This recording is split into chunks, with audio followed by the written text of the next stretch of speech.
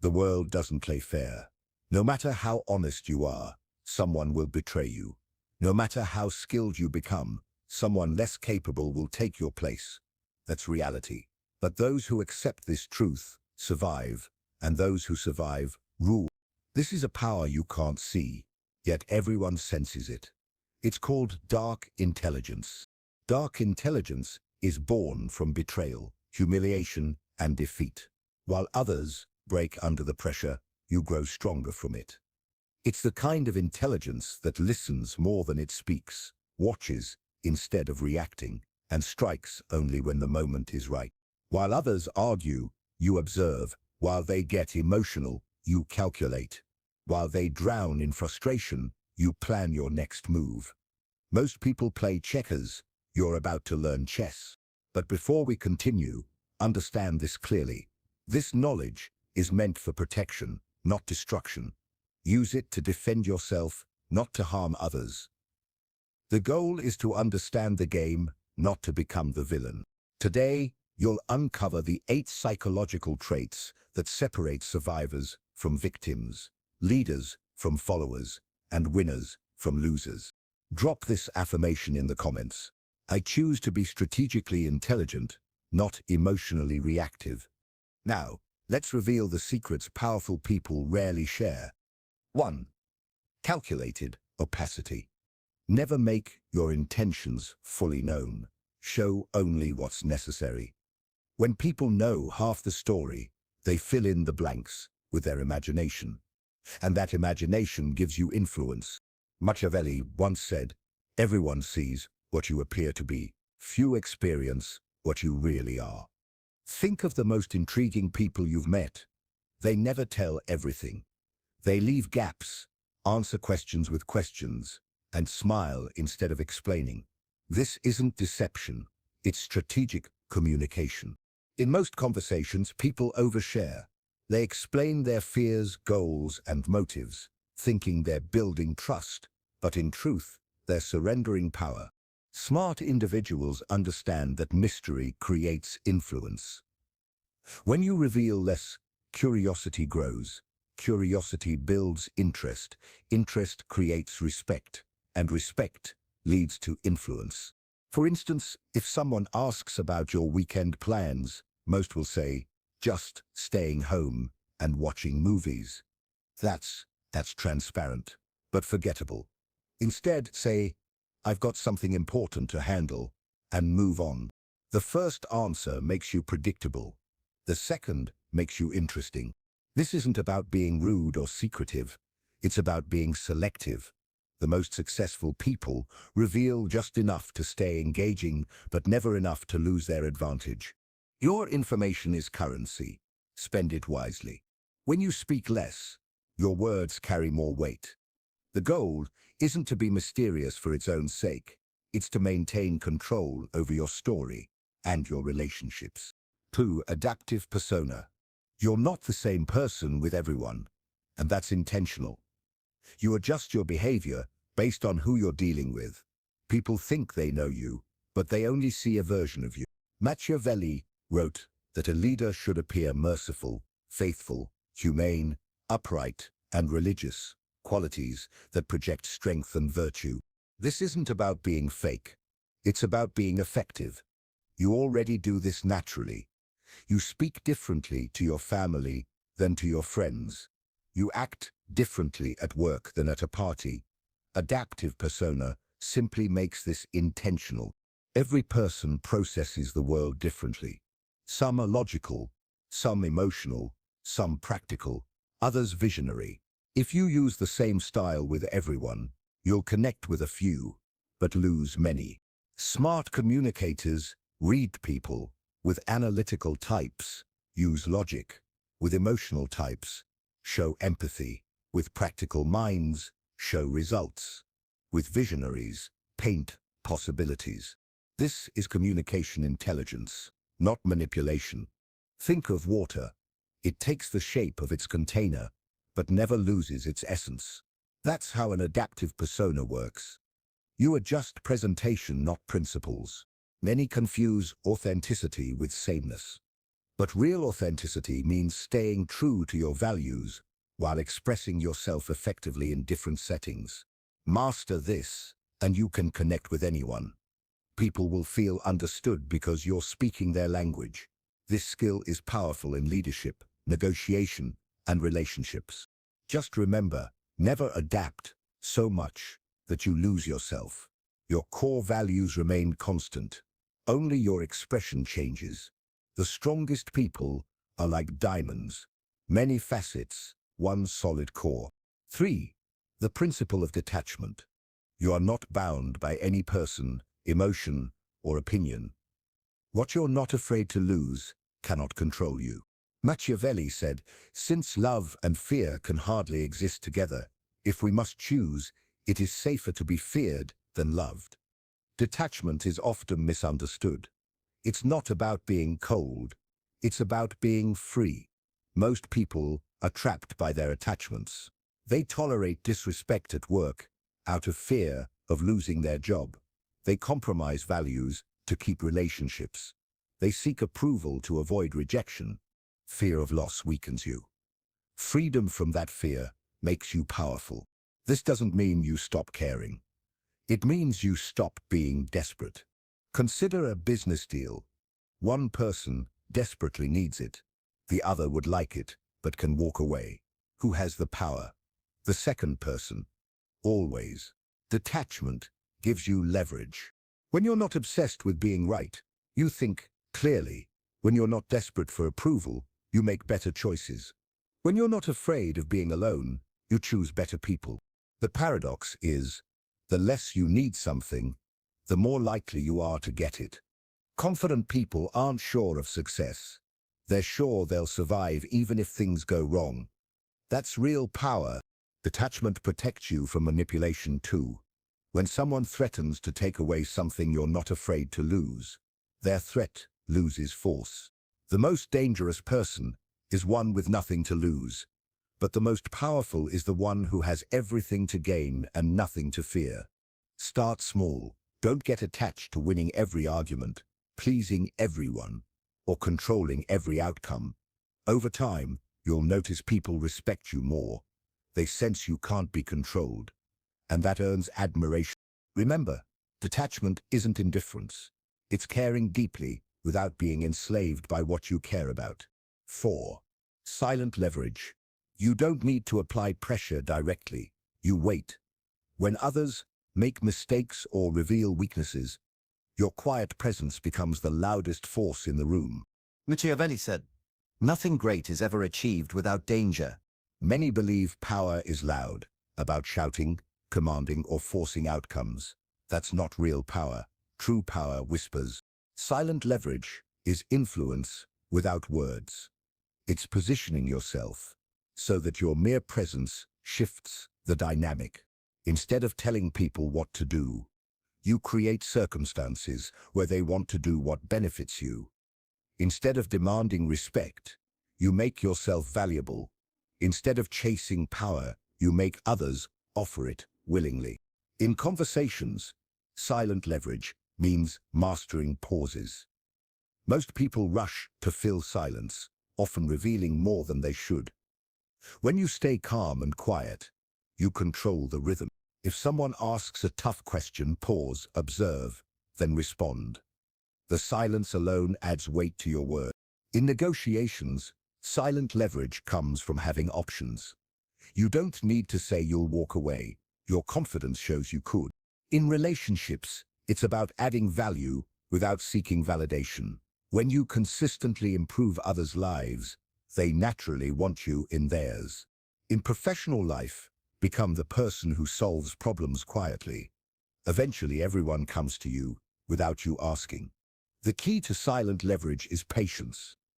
You're building influence that compounds over time. It's about planting seeds, not forcing results. Those who master it find people seeking their advice, approval, and leadership without ever demanding it. But power comes with responsibility. Use silent leverage ethically, never to manipulate or harm, but to guide others toward better outcomes. True influence creates win-win situations. Silent leverage isn't passive. It's precise, strategic, and deliberate. You act quietly, but your impact echoes loudly. 5. A psychological echo. You reflect people's deepest needs, desires, and fears back to them. They feel understood, while you gain insight and influence. Machiavelli wrote, "Men judge more by the eye than by the hand. Everyone sees what you appear to be, but few truly know what you are." Psychological echo means becoming a mirror. It's not deception, it's deep understanding. People don't buy products or ideas.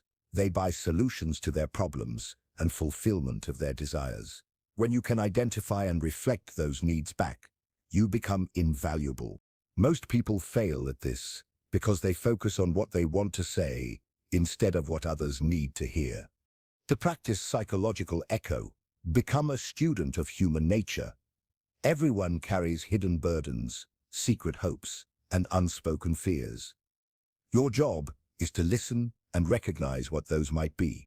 When people talk about their work, they're not just sharing information, they're revealing how they view themselves, what they care about, and what concerns them.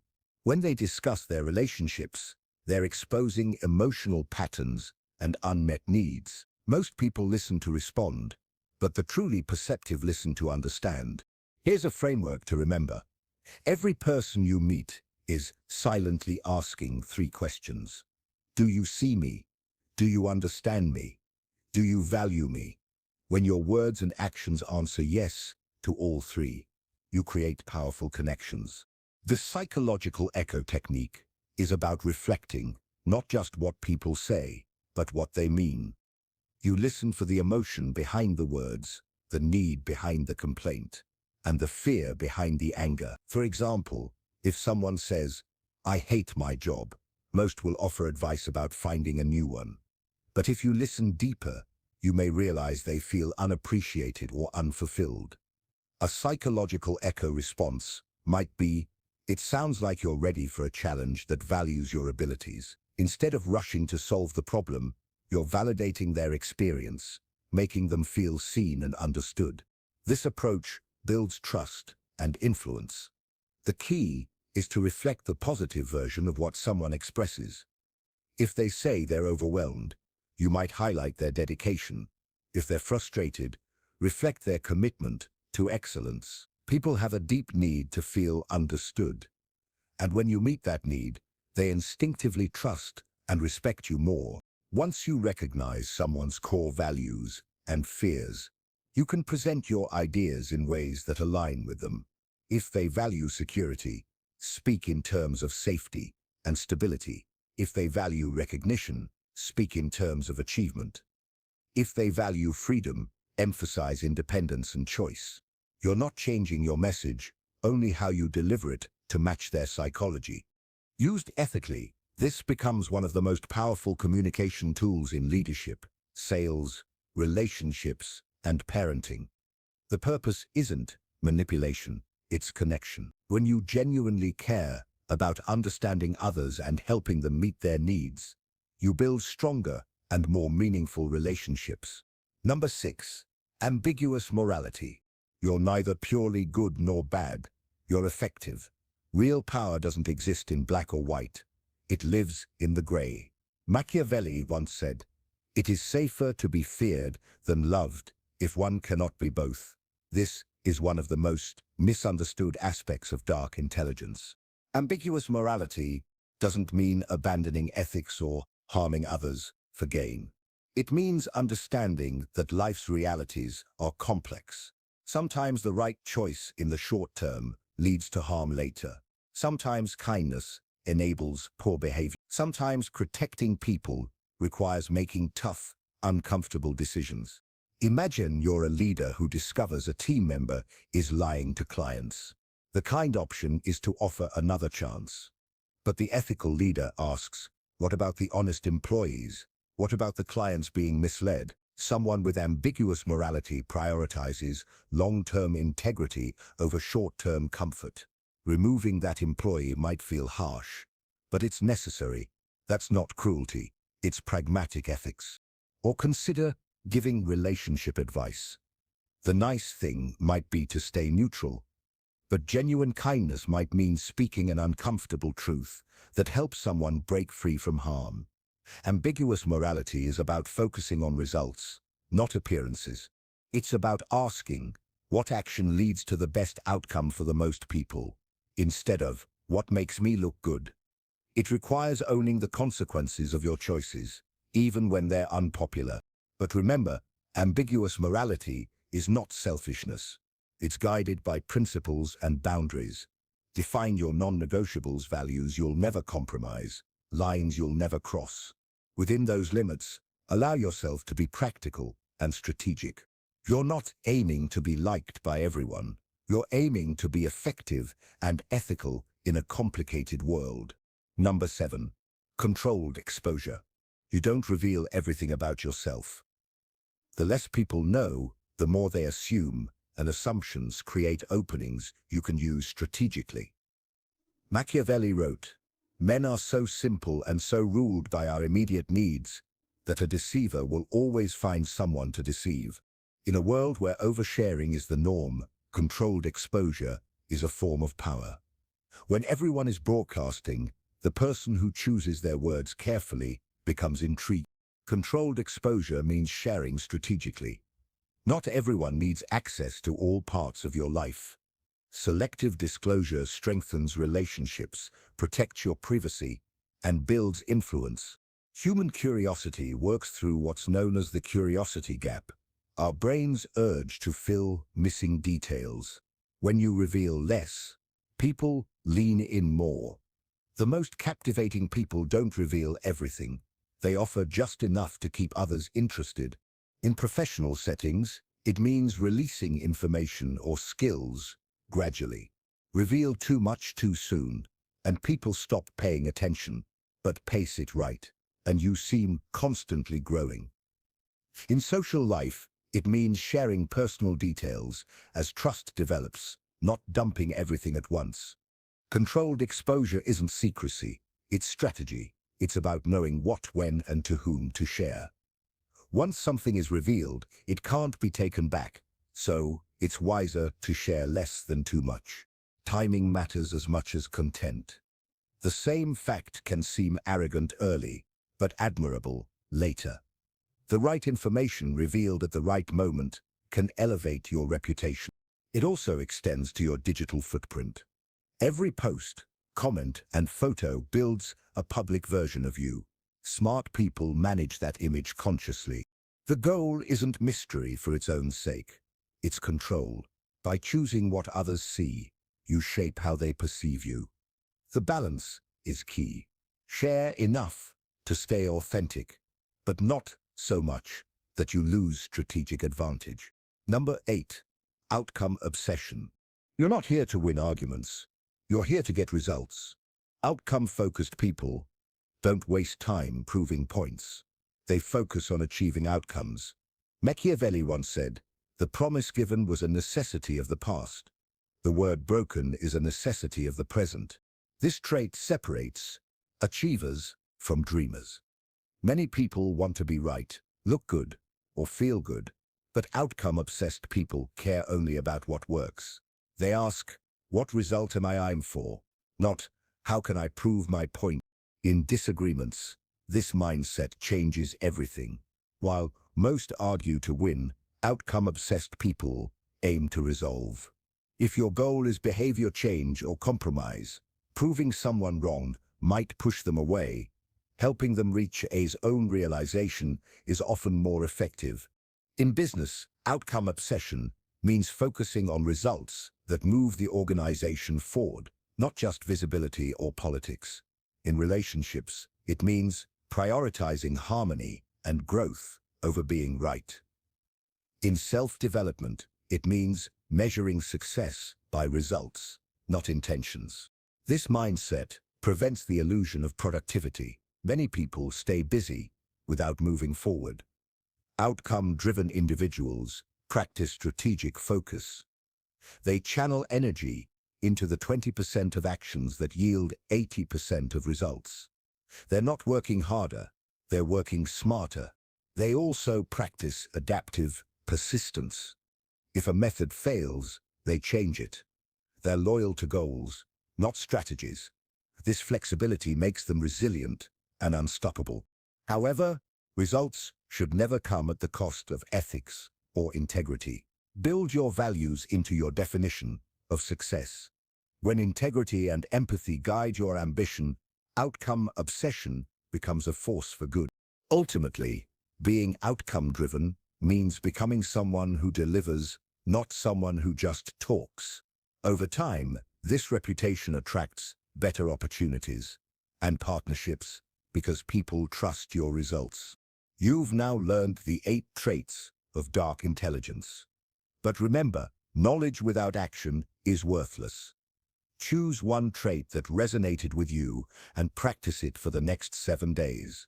Watch how your presence changes, how people respond differently, and how your decisions grow sharper. Above all, remember this power comes with responsibility. Use it to protect, not to harm. To build, not to destroy. The purpose of dark intelligence isn't manipulation, it's mastery of yourself and your environment. True power isn't about controlling others.